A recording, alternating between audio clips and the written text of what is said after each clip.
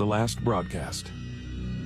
The small town of Millhaven had a Halloween tradition that kept everyone inside once the sun set. A long time ago, a local radio DJ named Charlie Grant started the Millhaven Midnight Show, broadcasting ghost stories to anyone brave enough to listen. Charlie was known for his smooth, captivating voice and his collection of eerie tales, which he swore were real encounters from local callers. But one Halloween night during his show, something terrible happened. Listeners say they heard his panicked voice cut off mid-sentence, followed by static and chilling silence. The next morning, Charlie was gone. They found his empty chair at the radio station, microphone knocked over, headphones lying abandoned on the desk. Nobody ever saw him again. Despite his disappearance, the Millhaven Midnight Show continued. Every Halloween night, without fail, the old radio equipment would power on exactly at midnight, broadcasting static mixed with faint, unsettling sounds. Footsteps, rustling paper, even faint breaths. Some said it was Charlie, trapped somewhere, trying to reach the living. This Halloween, 50 years later, a new radio host, Sarah, had come to Millhaven. She'd heard the stories and was determined to solve the mystery. Armed with nothing but her microphone, a flashlight, and an old tape recorder, she decided to do the unthinkable, go live at midnight from the abandoned Millhaven station. She'd be the first to broadcast on Halloween since Charlie's disappearance. As midnight approached, Sarah sat alone in the dimly lit studio, surrounded by relics of the past, dusty vinyl records, old newspaper clippings, and faded Polaroid photos. Her voice shook a little as she introduced the show, her words crackling over the airwaves to anyone brave enough to be listening. This is Sarah Evans, and tonight we're broadcasting live from the old Millhaven radio station. I'll be playing Charlie Grant's last broadcast exactly as he recorded it. She hit play and the tape began. Charlie's smooth voice filled the air, recounting a story about a man lost in the labyrinth of mirrors, forever pursued by a shadow that mimicked his every move. Sarah glanced around the room, a chill prickling her skin as she noticed faint movements in the glass of the studio door, an outline just barely there. Then the static came, growing louder, like something crawling through the speakers. Just as on the original broadcast, Charlie's voice grew frantic, describing how he felt trapped, how he could feel something closing in. His words turned into shouts, then to pleading. Suddenly, the lights flickered. Sarah's heart raced. She tried to speak, but her voice cracked as if something was pushing down on her chest, making it hard to breathe. Is anyone there?" she asked, her voice echoing in the empty room. Then she saw it.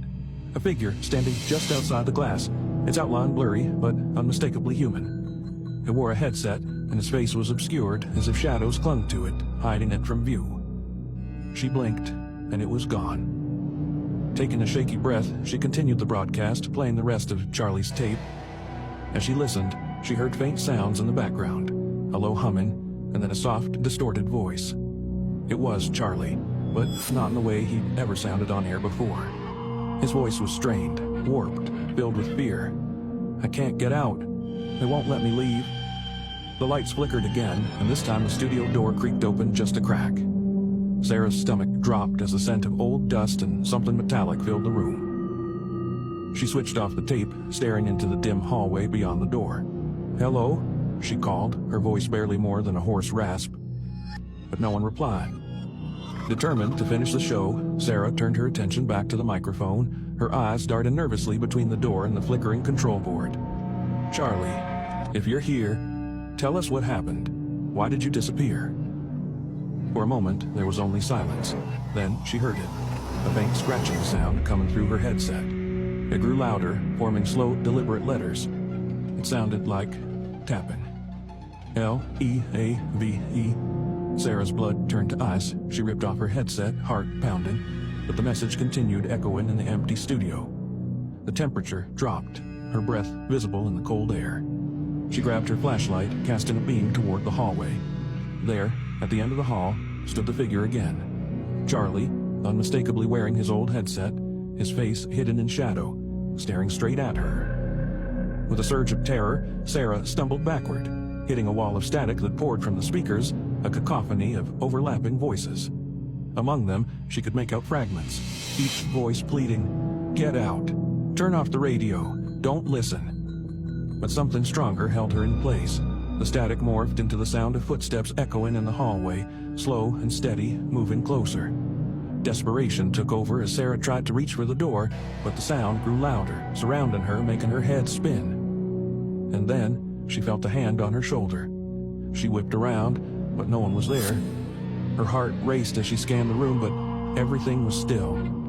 Trembling, she reached for the power switch on the equipment, determined to end the broadcast and leave. But the switch wouldn't budge.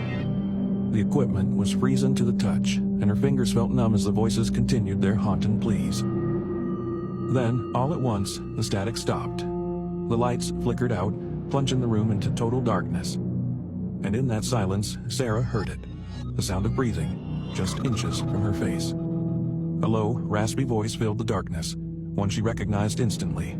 "Welcome to the show, Sarah. You're never leaving." The power came back on, flooding the room with light. But Sarah was gone. All that remained was her microphone, still broadcasting, capturing the faint sounds of scratching, tapping, and the soft, uneven breathing of someone who would never escape. And every Halloween night, if you tune into Millhaven's radio station at midnight, you can hear her voice faintly calling out, "Forever Trapped," part of the broadcast she'd hoped would set her free.